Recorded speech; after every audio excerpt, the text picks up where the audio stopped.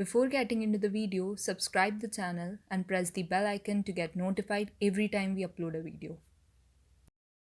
Now let us talk something about the find method.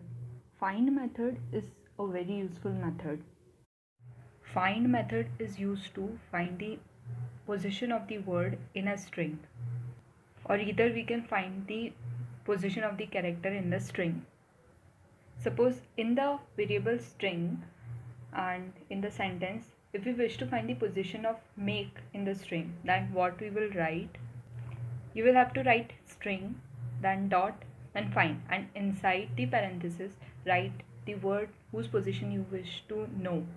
So in our case, we'll like to know the position of make, so we'll write make, and since we have to print it, so before all this we'll write print. Let us run this, and so here we get the output as 36. Now why are we getting the output as 36? This is because since our string starts from 0 position, okay, so B will be positioned at 0, and on counting the first letter of the word, that is the first letter of make, which is M will be positioned at 36. That's why the output reflects 36. Now if we put one more make just in front of Betty, so the output will be 0, which means that make is starting with the position 0. The compiler, while finding the word make in the string, will first encounter first make at the position 0.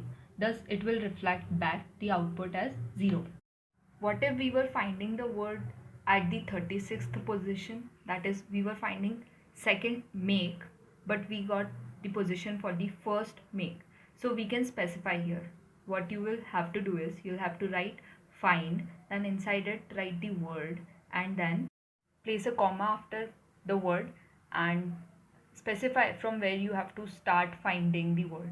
So in our case, make was starting from 0th position, so we can write 1, so that it will start searching from 1.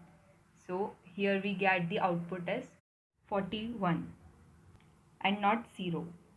Now imagine a situation where in a statement or in a string we had more than one 2, that is TO2. So suppose we have this: Betty bought some better butter to make bitter 2 butter better. Okay, so we are having two twos. What if we were interested in finding the position of the second 2? Pause the video and try to put on a logic where you get the output as the position of the second 2 occurring in the string.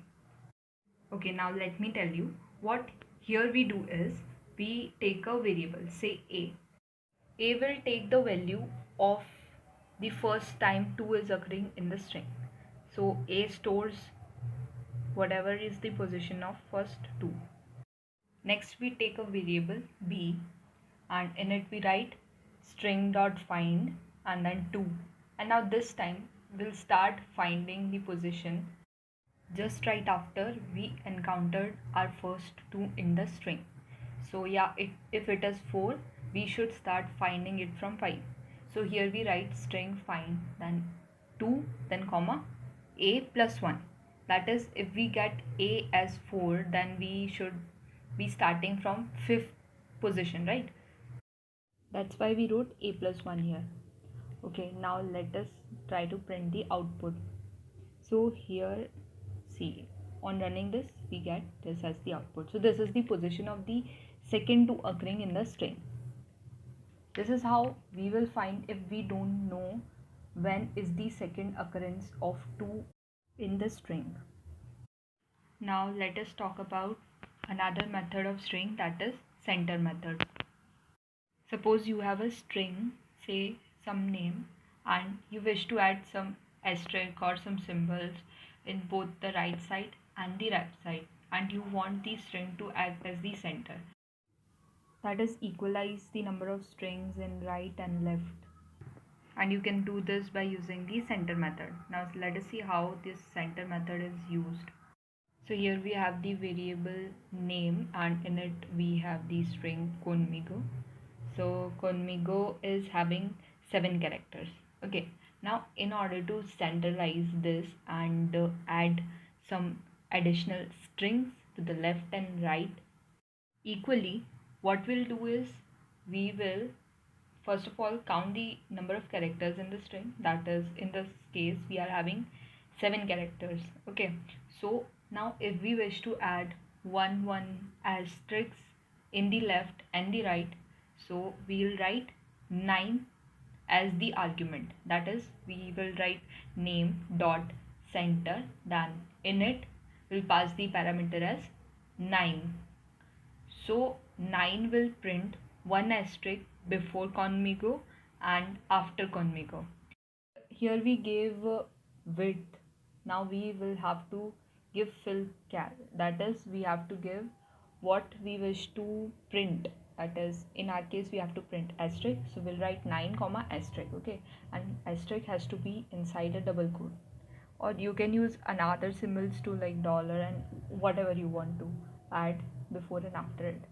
So while writing 9, what the output we expect is one asterisk before and after the string.